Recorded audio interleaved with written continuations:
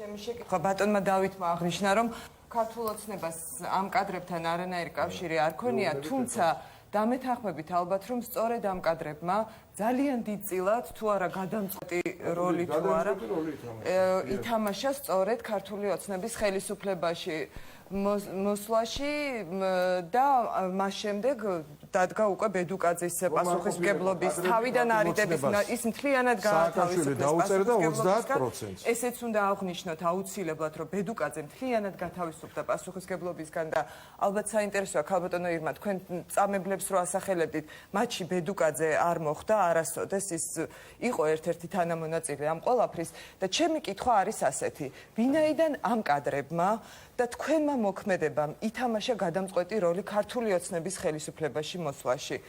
ფიქრობთ თუ არა, რომ თქვენც გაქვთ გარკვეულწილად პასუხისმგებლობა ხელისუფლების საქმიანობაზე, 4 წლიან საქმიანობაზე და როგორ შეაფასებთ იმ ხელისუფლების საქმიანობას, 4 წლიან საქმიანობას, ვისაც თქვენ დაეხმარეთ ხელისუფლებაში მოსვლაში?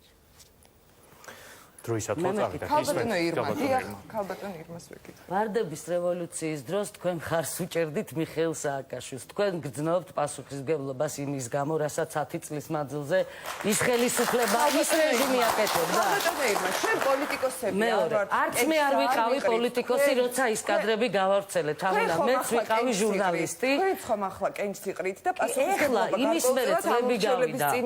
წლები გავიდა, მაშინ ჟურნალისტი ვიყავი. იმის შემდეგ 4 წელი ხომ გავიდა? დიახ, გავიდა. თქვენ ხომ მოიყვანეთ ეს ხელისუფლება? ჟურნალისტმა სიმართლე გვაჩვენა. ამხილა დანაში ეს მისი მოვალეობაა და პროფესია.